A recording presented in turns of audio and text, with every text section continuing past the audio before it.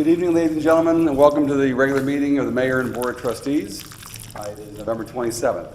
Our first order of business, of course, is the Pledge of Allegiance. Unfortunately, we don't have a student to lead us today, so let us all stand now and I pledge allegiance to the flag of the United States of America and to the republic for which it stands, one nation, under God, indivisible, with liberty and justice for all. Karen, may I have roll call, please? Trustee Francis. Trustee Model. Here. Trustee DeBeja. Here. Trustee Mattel. Here. Trustee Snyder. Here. Trustee Schiappa. Here. Mayor Straub. Here. And actually, just reminded as we said to pledge the flag, I wanted to let everybody know what is occurring this Monday. There's going to be a special event at the outside the Village Hall to recognize the Illinois bicentennial. Actually, Sunday is the 200-year anniversary of the day that Illinois was admitted into the Union.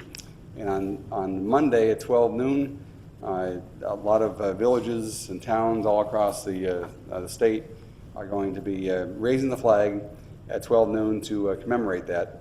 An effort that's been coordinated by the Illinois Municipal League, wasn't it? Mm-hmm. 12 noon on Monday. Now for residents' comments. Are there any residents that would like to address the board at this time?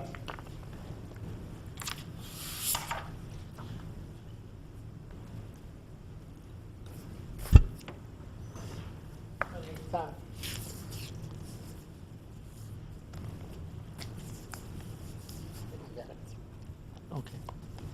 My name's Tom White. I want to make a couple more comments relative to the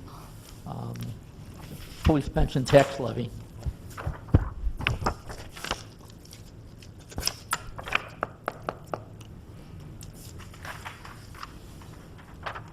When I was here at the last meeting, I didn't have a copy of the Burr Ridge Police Pension Fund actuarial report, which was done by Lauterbach and Amen, which is the actuary for the village. And if you'll flip to the back of it, their contribution recommendations are actually more than even what the Police Pension Board recommended. They're $966,684. I have the village's state minimum at $748,665.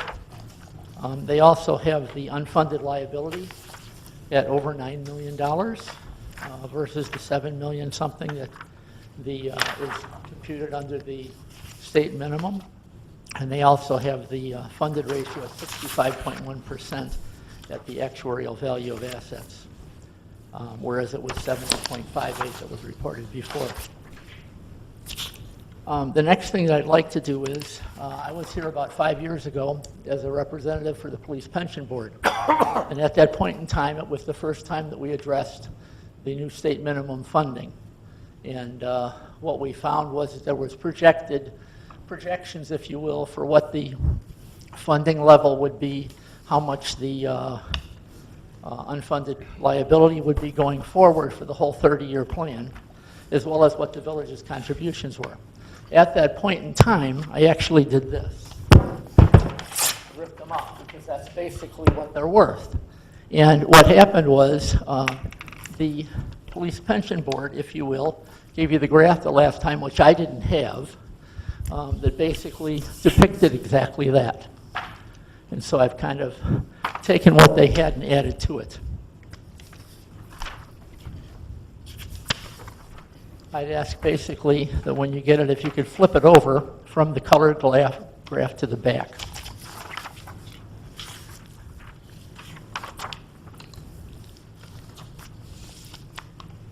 What you'll see is that in 2011, this plan that you have signed up for, if you will, the state minimum, said that by 2017, that your employer contribution, if you can see that, would be $568,000.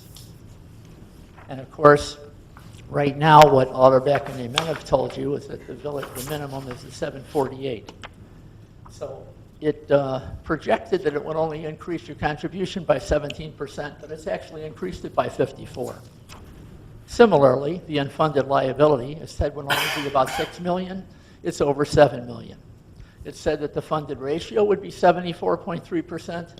It's 70.58, and those are the discounted numbers.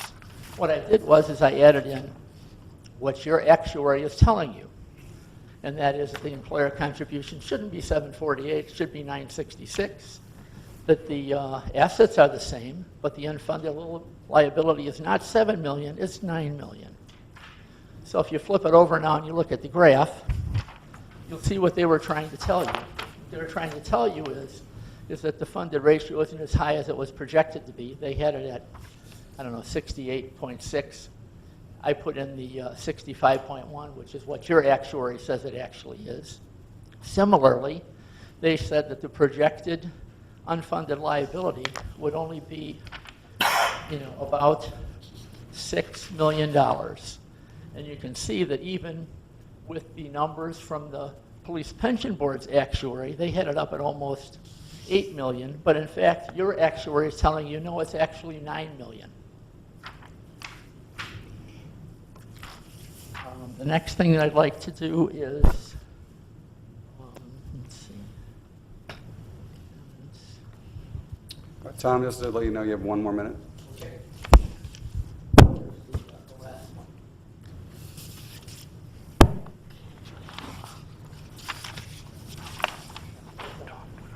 See, you think that you're so well funded, but in truth, if you look at what I've got here, I would agree, based on a study I did last year, that you are better than 50% of the funds out there, but not as much better as you think.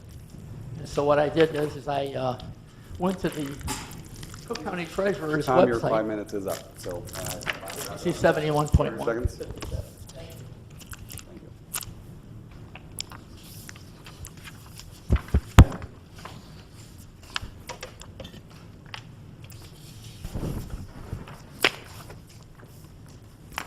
Anyone else like to address the board this time? Okay. Mayor? I'm sorry? Yes? Just make a comment. I had a long talk with Tom this past week about this subject. I explained to him, that basically, he makes it all seem like it's doom and gloom. And I told him a couple of things is, one, we are, in our pension, we're in the upper third of the villages in the state. The pensions is a problem. And every year, we contribute to the pension plan what the states recommend that we contribute. And my comment to him, I agree that, we're not up in this 80-90%, but me, and I think most of the village board, rather than getting way ahead on the pensions, we would rather spend that money on a yearly basis doing infrastructure and keeping the village operating rather than putting in a pension plan that we're not obligated to do at the current time. Yeah, no, that's an important topic, and I think I wish we'd spend as much time figuring out how to fix the system. Oh, it's broke. It's not a matter of fixing it, not a matter of funding, it's a matter of fairness. Once again, I talked to one police officer down in Springfield who broke even in his first 8 months in retirement. He received back everything he paid in over his 20 years on the force in 8 months, and the rest of the time it's paid for by the citizens. So that's where we should be spending some time trying to figure out how can they fix it for future generations. So. Well, like I said, I just wanted to make the comment that Tom's right in his numbers, but at the same time, the way he makes it sound, we're in deep distress, and we're really not, because we are funded in the upper third of all the municipalities in the state, and we fund what the government asks us to fund every year. Actually, just learned a nearby village is only 11% funded. There's most of them are around 50%. I get it. Okay, the next list of items are on the consent agenda, otherwise known as the omnibus votes. All items listed with an asterisk are considered routine by the village board and will be enacted by one motion. There will be no separate discussion of these items unless a board member or citizen so requests. in which event the item will be removed from the consent agenda. Under minutes, 5A, approval of regular board meeting of November 13th, 2017.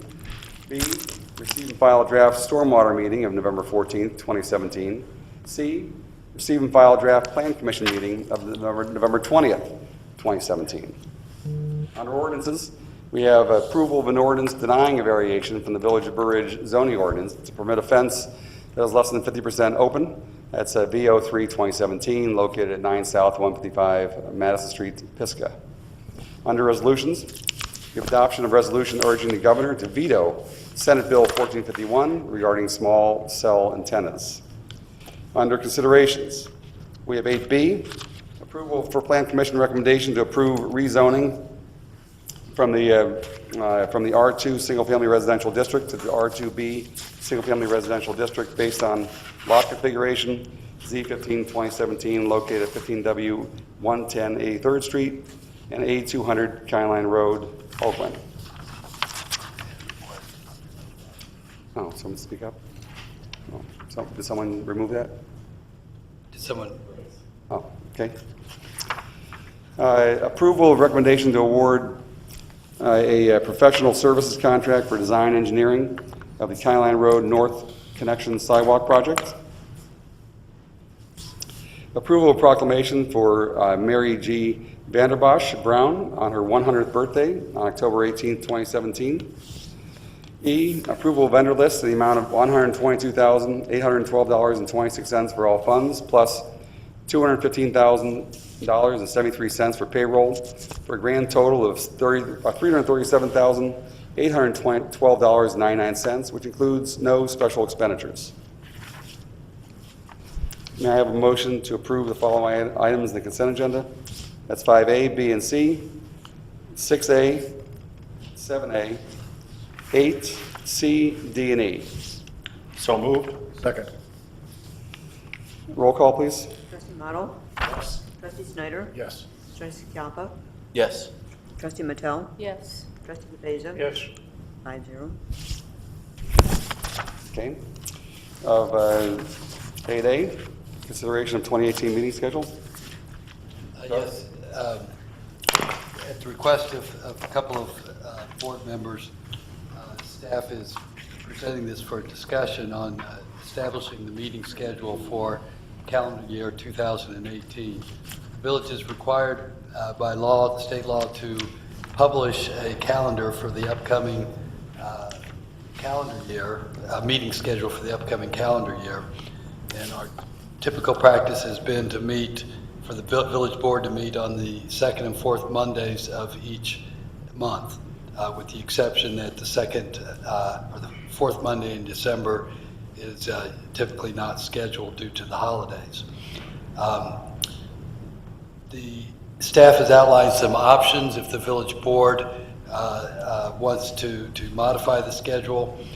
Some of the concerns that were addressed were we have quite a few of our meetings are relatively short, but require virtually the same amount of preparation time for trustees as well as for village staff.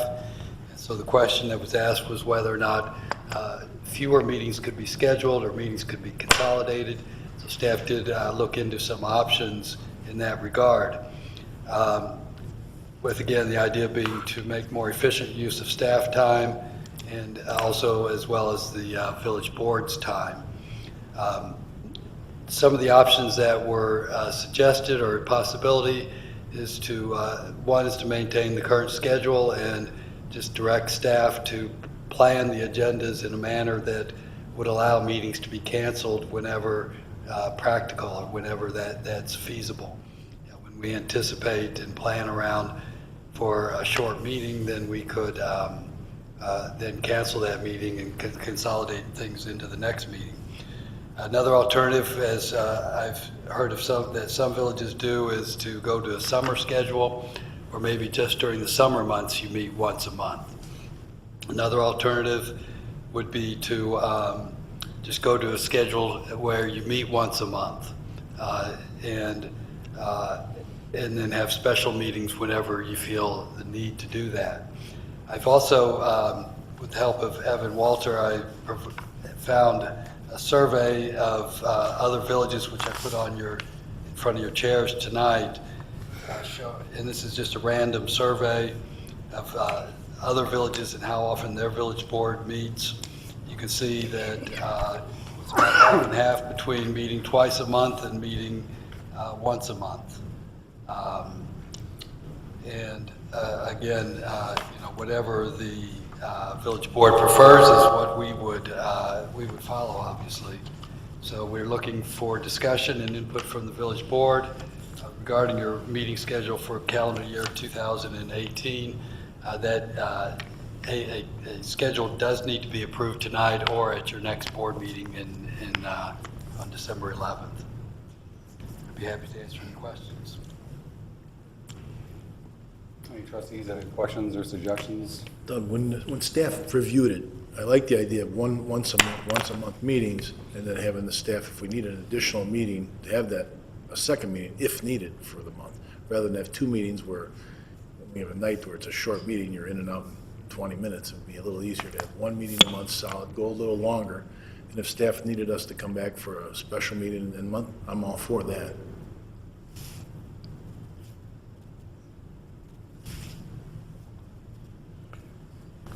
I've looked at it, and as much as I wouldn't mind cutting it short, we've operated very well over the years at two meetings a month, and most of the villages that are in our neighborhood operate twice a month.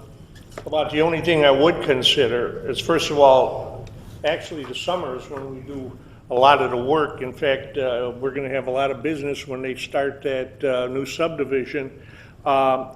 If anything, I would be willing to go to one meeting in November, because normally November and December are the least amount of work that I can remember over the years. But I would still be in favor of 2 times a month and just one meeting in November and December.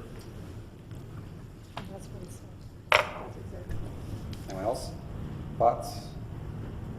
I agree with him. The summer months, we can do one meeting a month, and November and December, because of the holidays, just do one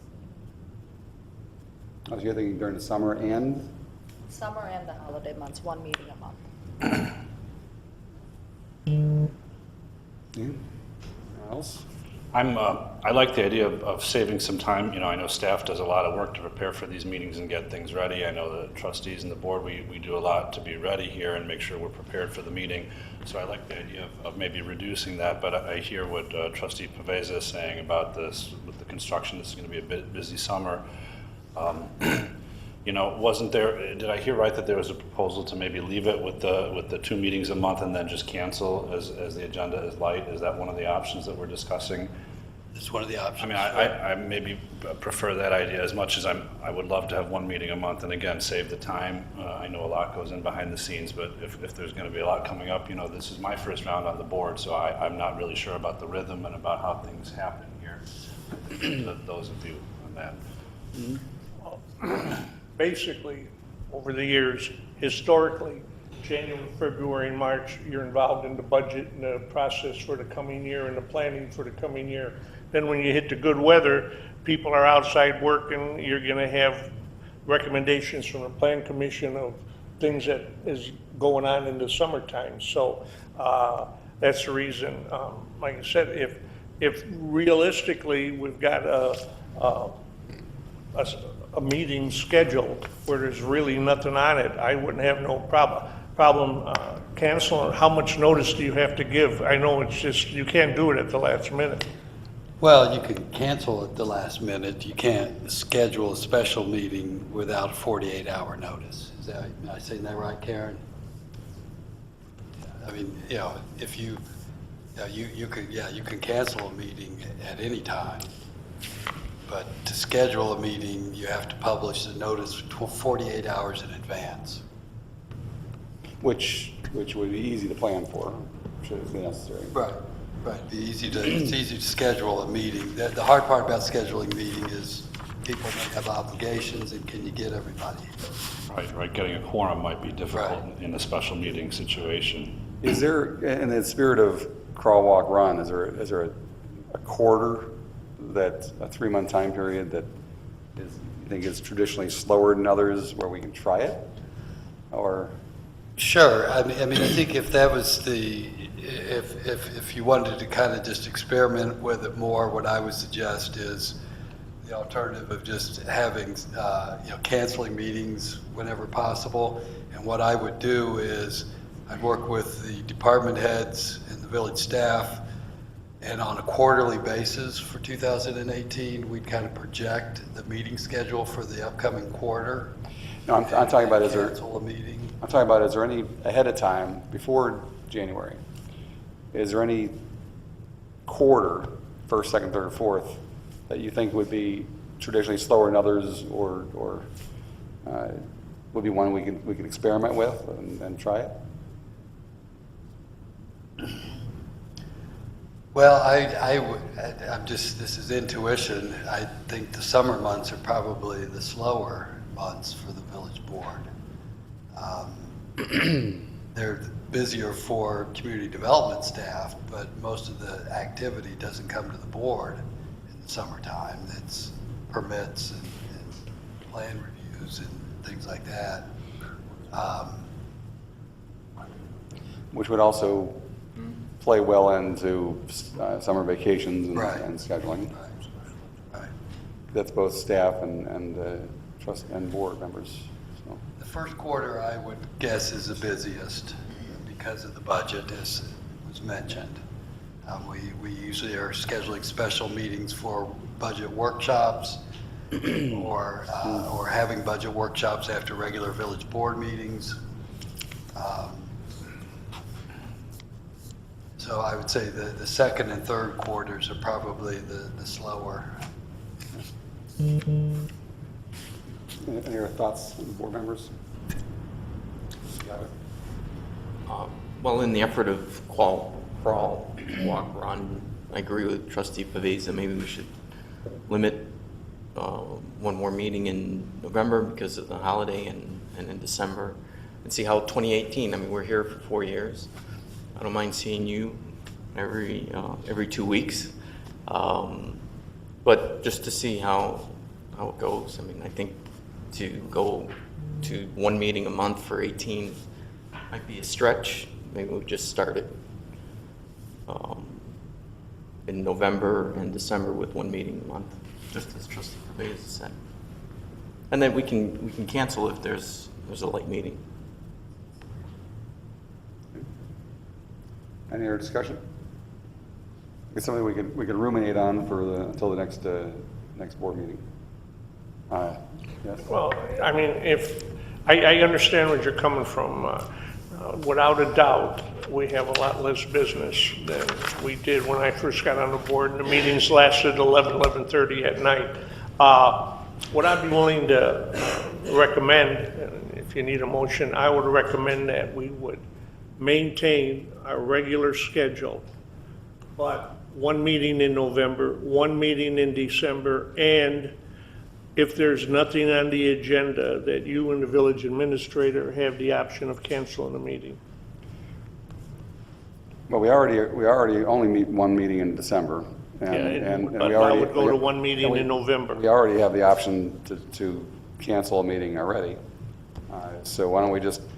I wouldn't be in favor of scheduling it in advance. Yeah.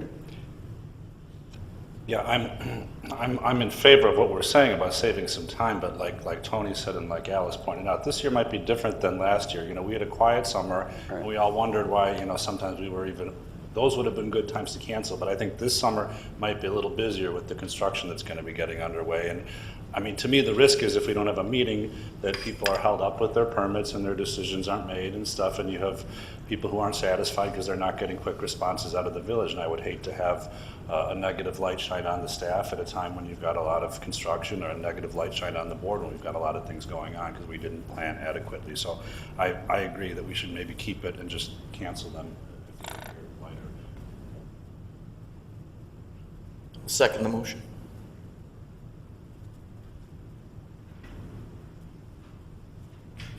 Okay, well, there is a motion and a second to keep it as it is, but except for take off November. is a. Just, yeah, keep it as it is, but one meeting in November. Right now, we still have two. But I'm saying, there's no doubt, I think we get away with one meeting in November. And then just play it by ear? And then play the rest of them by ear, with you and the village administrator having the option of, determining that there's really nothing on the agenda, so don't use this meeting. Okay. Then knowing that finalize a motion in a second, if you're opting not to think about it until the next board meeting, then you'll obviously vote for it. If not, you'll vote against it. If you're ready to make a decision now, I'll call a vote. Trustee Roll call, Trustee Pavesa, Oh, yes?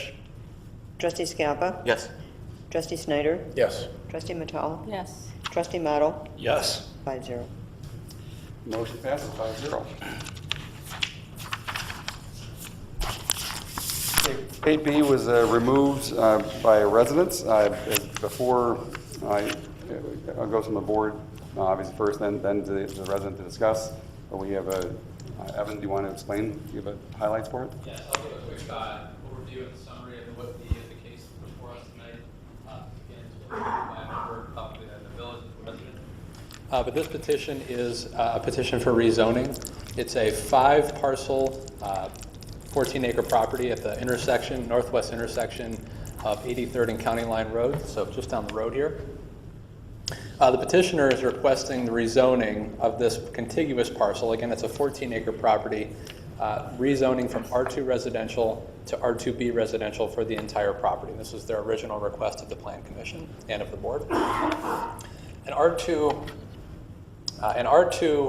zoning, as it currently stands, means that lots must be at least 2 acres in size to be compliant with the Village of Burr Ridge's zoning code. R2B means that they're essentially getting a third of the size lot, 30,000 square foot lots with a minimum width of 125 feet. So they're asking for that rezoning for the entire property. Along with the rezoning, the petitioner is intending to reconfigure the parcels for the construction of an additional home. The existing configuration was shown in your packet. There's a map that I kind of drew in Word. The lines that you see on that map are the new proposed lot lines. They're not the existing lot lines. So the petitioner is expressing interest in reconfiguring the lot lines. Now, they are allowed to do this as an exempt act from the Illinois Plat Act, so they do not need to go through the subdividing process and are exempt from the Burr Ridge Municipal Code in that sense. So as you can see, this is the outer borders of the property here. They requested that the entire property be rezoned to R2B residential. However, it was the recommendation from the Plan Commission that it was not appropriate to rezone the entire property as R2B at this time. And so the petitioner has asked that simply as a compromise that these southern lots here, that'll be created from the reconfiguration be R2B at this time. The petitioner intends to build a large estate home on this 7.5-acre property here, maintain a home on this property here, the one with the lion's head and the long driveway that we've all seen, then create some smaller lots down here that would be R2B compliant, but they'd be well over an acre in size, so they more than comply with the R2B rezoning.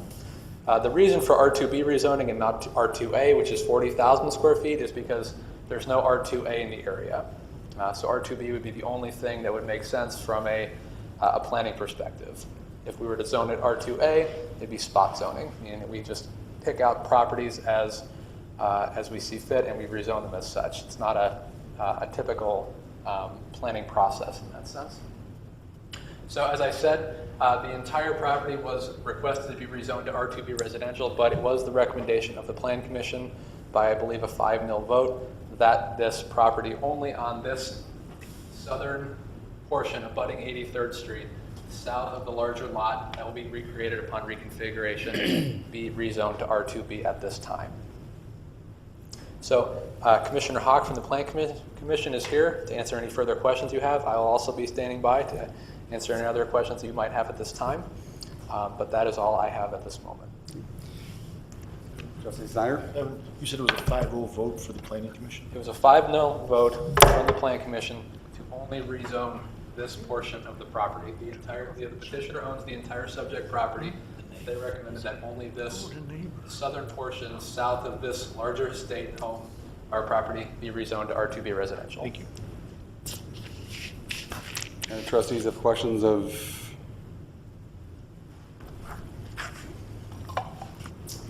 the Planning Commissioner? Yeah, I just want to add that the petitioner was in agreement of this. We compromised.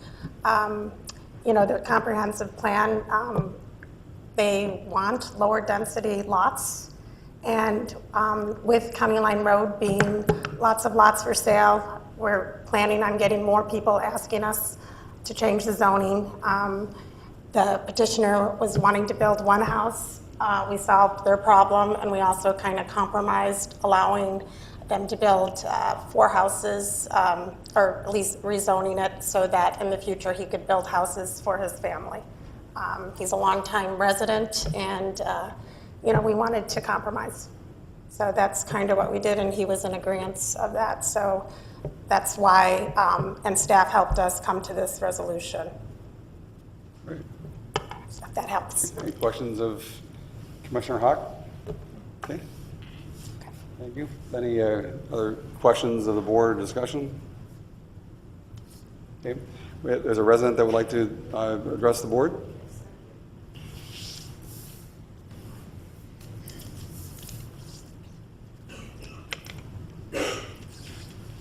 So my name is Dawn Kluchenik, and I reside at 15W 140 83rd Street. My property is adjacent to the subject parcels here, right here. So, excuse me, I'm not necessarily opposed to the Plan Commission's recommendation for rezoning. I do feel, and maybe it's because my property is connected, but I do feel that it's an important matter and should be worthy of some discussion. I wasn't really comfortable with it just being put on a consent agenda and addressed that way. I think that there are concerns and questions, so that's why I'm here. On one hand, I can support the rezoning to R2B on the 83rd Street side. It would probably mean that I wouldn't have to worry about the village trying to rezone my property anymore. So in that regard, I'm okay with it. But I do have concerns, and mostly I feel that the Plan Commission's recommendation is arbitrary and a little inconsistent with positions that prior boards have taken. So these parcels were annexed in 2003, and they were rezoned to R2 for a particular reason. I don't know exactly what that reason was, but the board did that. So today, other than the owner wanting to reconfigure the lots, what has changed to warrant rezoning? In 2005, the village petitioned to rezone my property to R2. They did that for a reason. Again, I don't know exactly, but I can tell you just from my participation in that event that they had a desire to change that entire parcel from here to County Line Road to be consistent. They wanted R2. So last week at the Plan Commission meeting, the owners stood up and talked about their master plan for all of this. And I commend them. It sounded wonderful. They really have a strong desire to keep their family together living there. They want to maintain these houses here, maybe even add another one for their children. My question is, what happens with these houses and these properties while the children are growing up? Are they rented? Are they unoccupied? Will they be maintained? Or will they be left to run down for a tear down? Every resident living near these properties should have these concerns, and I believe the village board should too. If not for the welfare of its people, for the mere fact that 83rd Street is a main thoroughfare in the village. It has high visibility. I would also ask the board to consider what impact this rezoning would have on the R1 parcel across County Line Road. someday when that is developed.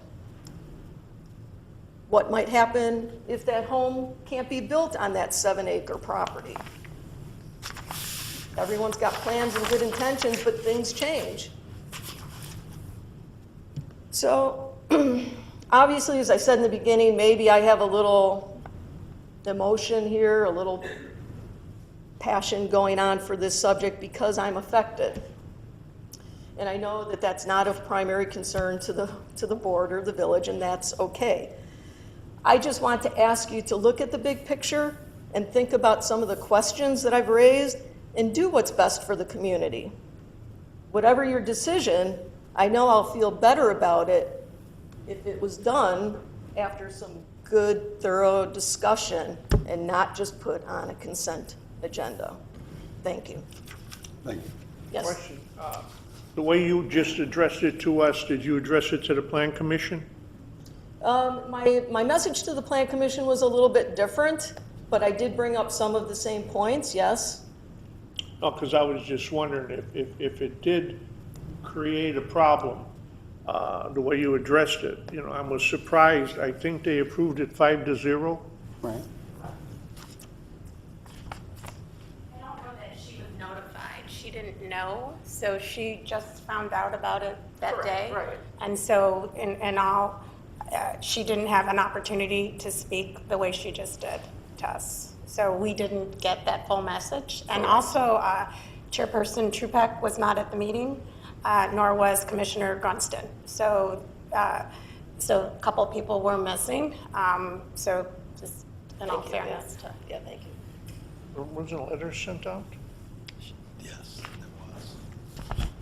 there was. And Commissioner, or the chairman was aware of all of it beforehand, and is also in agreement with this. Oh, the only reason I asked is, you know, she's coming to present, Right. and I can understand how her feeling is, and it's her property, but at the same time, all of the pertinent information was brought up at the Plan Commission, and we just get a recap of the Plan Commission's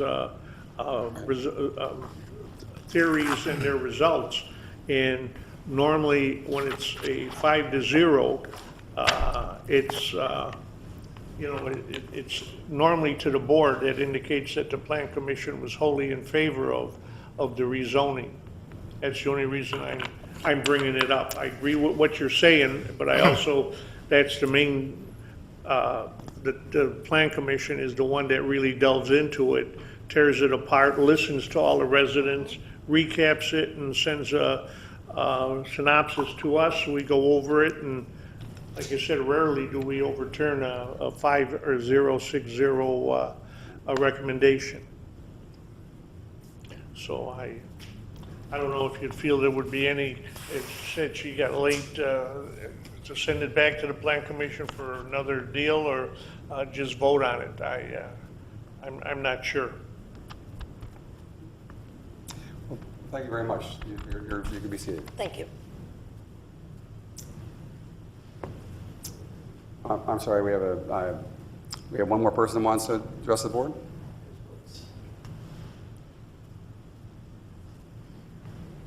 One thing that I was a little confused during that whole meeting as to the size of the property and how this was all being divided up. We're supposed to be here today from the Plan Commission. You're showing, right now they're showing the 3 properties there, and they were talking about making it into a 4th. But as I was sitting there playing with the numbers myself, it appears that they can actually build 6 homes across these properties. So I'm just wondering how that's actually going to be divided, and if I'm right, if that it can actually be divided up into 6 properties.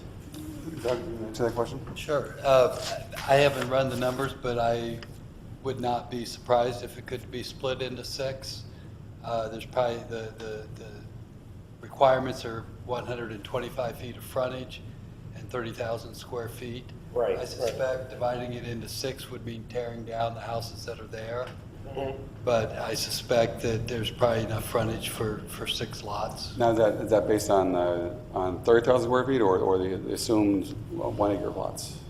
It's based on the zoning of R2B, which is 30,000 square feet. But is would they have to come back to the board for any additional reconfiguration? Well, they'd have to get approval of a final plat, but that's not discretionary. That has a right if it's zoned R2B. Right, gotcha. Okay. Right, so that wouldn't have to go back to the plan commission to do that then at that point. It would just be replanting the land at that time. Correct. Okay.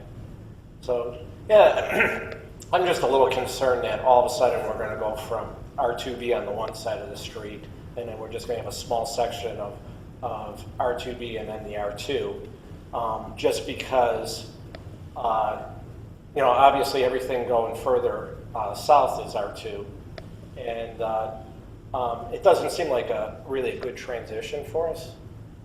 There's a lot of large, beautiful homes, just a little further down the street, and I just don't see it as being a good transition. Thank you. Thank you. Okay, are there any other residents like the rest of the board this time?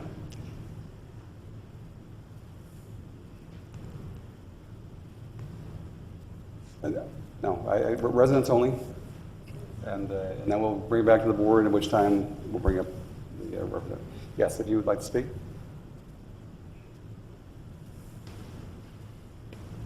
This resident happens to be the petitioner. Good evening. My name is Anton Fakori. This is my wife, Lena Fakori. Thank you for allowing me to present our case on behalf of my wife and my family. Our intentions are good. We've been good neighbors for many, many years. We've been blessed with having this large piece of property that we think is blessed in itself, and that it used to have a Russian Orthodox church back in the 50s and 60s, and we're just amazed by this property. Our intention is not to break it up in pieces and divide it into little homes. Our intention is to keep it to a region that you can all be very proud of. It's a beautiful property, and as my wife stated in front of the commission last week, that we look around the entire region, whether it's LaGrange or Hinsdale or Oakbrook, there's nothing really similar to this. It's really beautiful grounds, and we want to keep it beautiful, but even extend that beauty into the remaining area. For some of you who have seen this corner, it is nicely done with beautiful landscaping. I think our home here is very nicely done as well, and we want to, over time, develop the remaining area. As far as developing many parcels here, that's not our intention. First of all, we'd have to rip our beautiful home here in order to do that. And there's no way we can fit, this is not 700 and some 25 foot line that we can be able to put 6 parcels. And that's not our intention anyway. Our goal and hope and prayers is that our children will eventually live here.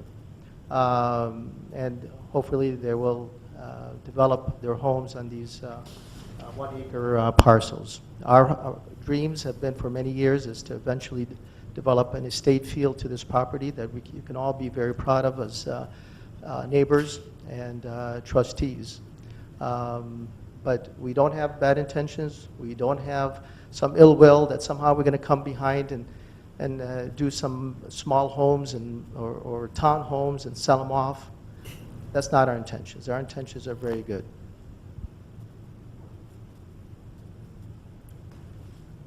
My name is Lena Fakori, and I support everything my husband just shared with you. We're very excited about the possibility of building our home here, and I'm even more excited about the possibilities of our children building their homes in the future next to us. We do not have any immediate intentions to build those homes in the very near future, but we do have the intention to build our home in the near future. We like I mentioned before at the last meeting with the Plan Commission board, it's very difficult for us to find property as beautiful as what we have. And since we do have this property, we would really enjoy the opportunity to develop it even further.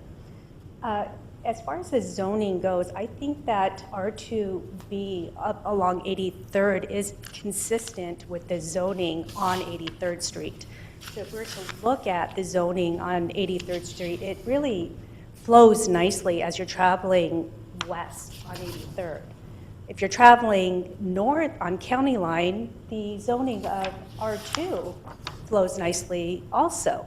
So really, the question would only be this corner right here, that whether it would be consistent or not in its zoning, and it's only natural to assume that this corner would belong to 83rd Street rather than County Line.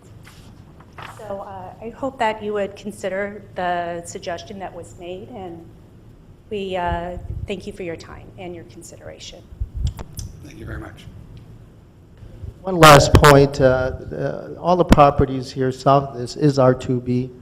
Our neighbor next to us is R2B. I'm not sure if that was very clear, even though it sits on 4 acres.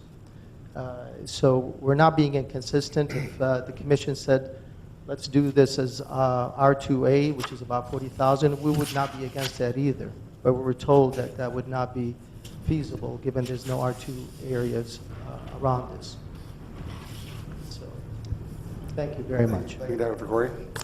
Real quick to the petitioner, regarding the homes that are there, there was some concern about maintaining them until the other homes are built and maintaining the property. What are your intentions for maintaining the existing homes or the property there? There is a home here that our intention is to demolish. It's vacant. There is a home here. The family lives there, and it's being rented out. Eventually, over the years, I think our goal is to demolish that as well. But right now, they're our neighbors, and their kids go to school at Gower School with our kids, and they're doing fine in that home. And it's nicely done, and the landscape is nice, so at this point, we have no immediate intention to demolish this home. And you do plan to maintain the landscaping in an appealing manner when you do demolish, or make it an appropriate site? I'm assuming that, or while it's rented out or while it's vacant, you'll maintain it. Is that correct? During this time? Yes, until you build something else there. We have been. We're responsible for all landscape. We don't ask the renter to do that. We pay for it, we landscape it. We have landscapers that come every week and sometimes more than once a week to not only cut the grass, but to beautify the entire area. So. Thank you. If you drive by the property and you look at the hardscape that is there, the landscaping at the corner of County Line and 83rd, it's really quite pretty as it is. So once this home is demolitioned, it still will remain to be very pretty, even if we don't put anything in its place and just put a bed of greens. It just has that real nice country club feel to it with the rolling greens, and it remains very open. But the landscape is very nice as it is today. Thank you again. Is there any other questions that we can answer? Trustees? Thank you for allowing us the opportunity to present. Thank you. Now it's back at the board level. Board, any further discussion? Questions? I do think the planning commission recommendation is a good recommendation, because the lots just on the south end of 83rd are R2B, and to the north of the lot is R2. Just pulling up the map here. And certainly to the west and even east, Arrowhead Farms and two other ones. It's right, and there's R2B all over. I mean, the only R2 is that spot, and then kitty corner from there. And I think that's the only R2 in the village, honestly. But I think it's a nice mix. If you look at the map, it's just been pulling up now, between what's on 83rd and then what's on County Line. So they're doing planning commission made a great recommendation by putting R2B at 83rd and then leaving that at R2. So I agree with what they had, the compromise that they reached. Is there a motion? I'll make a motion. I'll second. The motion is what? Go along, approve the planning committee's Yes. offer. Motion to approve planning commission recommendation. Motion and a second. Any further discussion? Roll call, please. Trustee Scalpa. Yes. Trustee Snyder. Yes. Trustee Matal. Yes. Trustee Baveza? Yes. Trustee Model? Yes. 5-0. Motion passes 5-0. I look forward to seeing the state that you'll be building. I know it'll be something you'll make everybody proud of, so. Okay, back to the, under F, other considerations for announcement, deliberation.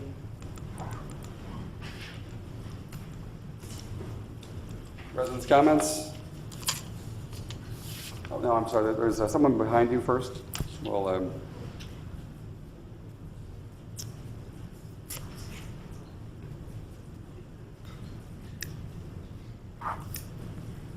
Alice Crampett, 7515 Drew, Burr Ridge. I just wanted to make a couple comments regarding the possible schedule change for meetings. I just want to say I've been coming to the meetings obviously for a long time, and most of the meetings there is a fair amount of things to discuss. And, you know, changing the schedule, I don't know, it could be okay, but obviously you'd have to choose the regular time of the season, or of the month rather, where you approve the expenditures. You can't just, you know, skip that. So if contracts and things are approved at one meeting, you might need to put them in the expenditures of the other meeting. So sometimes I think it's important that you need two meetings. And the other thing is that I know there's some new board members here. I don't think they've seen the full cycle of everything, where 2 meetings a month are usually pretty important. I don't know, and this is just a perception, but if you choose to come only once a month, does that mean that you're less committed than when you actually ran for the position? And in that case, if you're going to have only a meeting once a month, then in my opinion, your stipends could be lower for the time that you put in. That's all I have to say. Thank you. Just for the public's record, the stipend is $3,000 per year. That's what she was referring to. So.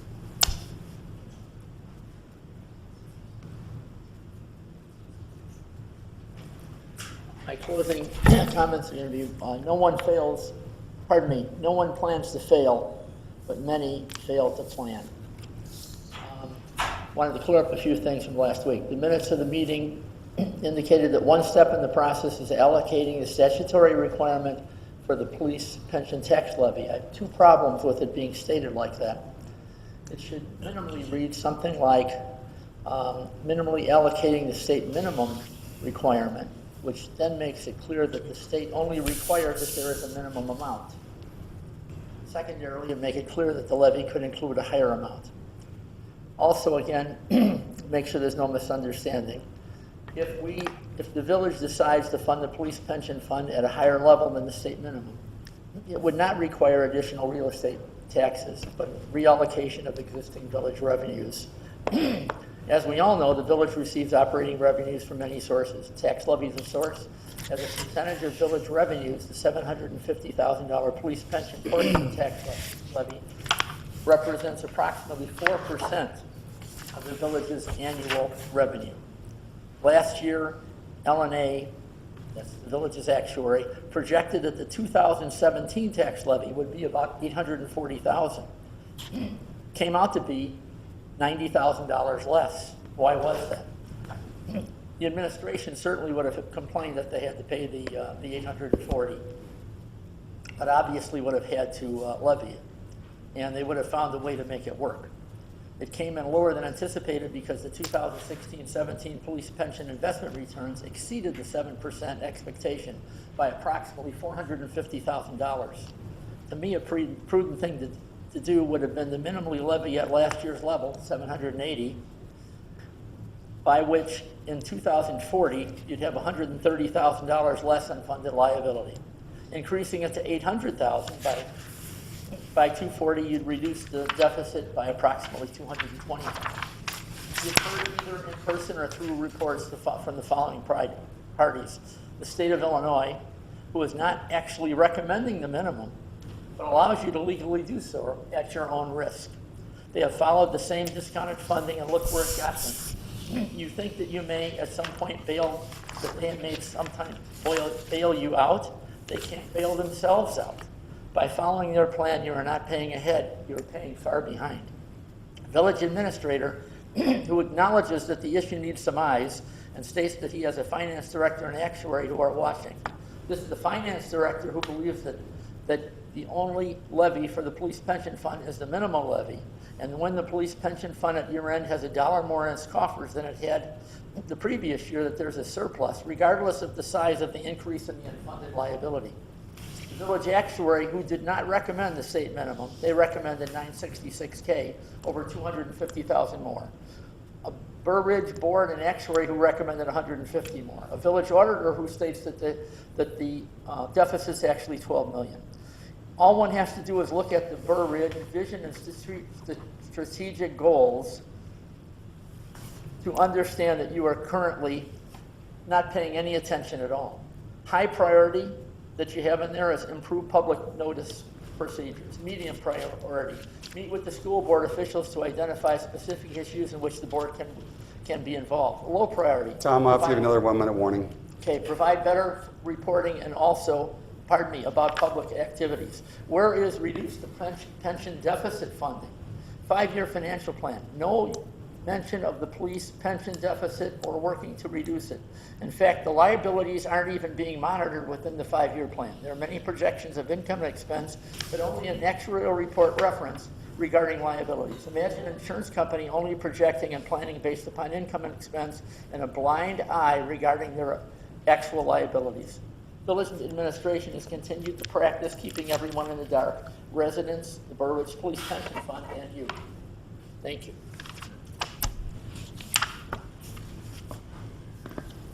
Thank you. I surely do appreciate your enthusiasm, but like I said before, I wish somebody was as enthusiastic about changing the public pension policies in the state. The numbers are ridiculous. The double, especially the people getting 2 pensions. We need major pension reform in the state, and I really hope that there's somebody in Springfield showing up every meeting to make that change. There's no other comments. Okay, this is not a town hall meeting, and I appreciate your comments. Moving on, anybody else like to address the board? I do have under reports and communications from village officials. I'm going to put Evan Walters on a spot here. I think he wants to make an announcement. He doesn't know it yet. About the asphalt plant. It was a major concern of the village for many months, and he was on it in the background. Didn't always know what was going on, what was happening, but this is the gentleman, our assistant village administrator, Mr. Evan Walter. Could you give the village an update on that? Yes, so as many of you in the public know, we have been discussing the issue of an asphalt plant going in near the village on Route 83. I'm happy to report that the petitioners have withdrawn that petition. So if they do wish to come back and petition on that site, they'll need to refile and go through this entire process again. But as we know it now, that asphalt plant is not going in on that site. So we no longer have to worry about that. But the petition, everybody, a lot of people within the village did very well. They did a lot of organizing, a lot of planning, a lot of residents within Burr Ridge who deserve recognition. Really, it was hundreds of people who signed petitions, put up signs. I'm sure we've seen them driving around the village. Just getting the word out about this because it was not highly advertised. It came to us fairly shortly before a plan commission meeting, and we were very lucky to have residents who were stepping up to the plate, providing really that grassroots effort to oppose this. So I want to recognize all of them for their efforts on that, and go along with life as is. Thank you for that update. I too would like to say kudos to the residents because there's only so much the village can do to put pressure. You may call from the top down. I don't know that it's necessarily the top, but it's the village can only write so many letters and put so much pressure on on the county to make decisions like this. But truly, I think the real heroes of the day were the residents that organized, that had a grassroots effort, that made their voice known, that had the signs printed up with instead of the no smoking signs, had the no asphalt signs. The townhome association that was right nearby that was following the lawsuit. Those things can easily get passed by and unnoticed. But luckily, we had a lot of residents in Burr Ridge, especially in Falling Water, et cetera, that really kind of helped save the day. And put enough pressure on Lori to, on the asphalt company to pull their petition. So congratulations to them. I do have one other announcement, but I want to give the option for anybody else to, any other announcements, trustees? I just want to mention one thing. I had asked for your feedback on the strategic goals, the draft strategic goals. Heard from a couple of you. I printed out a hard copy in case that helped you, but if you could try to get back to me this week, I'd appreciate it. And last but not least, I have an invitation this week. I wanted to visit Argonne National Laboratory. I've passed every previous year, but having just got to a tour on Fermilab just a few months ago, I was just amazed by it, and I thought, next time I get an invitation, I'm going to go to it. So, and I'm allowed to bring one guest. I'm going to ask a board member. I go to this stuff all the time. This is part of how I put 20 or 30 hours a weekend. This is 7 o'clock on Wednesday night. It's the next meeting of the Argonne U.S. Department of Energy Community Leaders Roundtable, which, by the way, this is a combination of UIC, I think, in the U.S. Department of Energy, that actually are in charge of this, as well as out in Fermilab. The agenda will include the annual briefing of their environmental monitoring program by Teresa Davis, Manager of Environmental Analytical Services, Health and Safety Environment Division. It is at 7 p.m. This Wednesday, Building 240 Conference Center. If one of the board members would like to join me, they're certainly welcome to. And then at which time, if you say no, then I'll open up to a resident. So, anybody off the top of their head want to jump in? I can't make. Okay. Well, if nobody else will go, I'll. Okay. I went to their open house, and it was quite informative that they had 2 years ago. Yeah.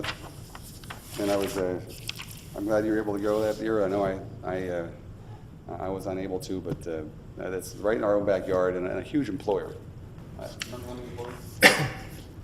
a lot of them, and they do support our village center. Like they explained to me, they've got some of the smartest people in the world there every day almost. So they have a lot of people coming and going, and they do spend a lot of time and money at our village center. Yeah. Good. All right. May I have a motion to adjourn? So moved. Second. Pardon me? Non-residents. Oh, any non-residents like to speak? I'm sorry, I didn't see the one that I recognized. But now, I have a motion to adjourn. So moved. Second? Second. Roll call, please. Trustee Scapa. Yes. Trustee Snyder. Yes. Trustee Mattal. Yes. Trustee Pavesa. Yes. Trustee Model. Yes. 5-0. Motion passes 5-0. Ladies and gentlemen, thank you for joining us for our regular meeting of Mayor and Board of Trustees. Hope you had a great Thanksgiving. God bless you all.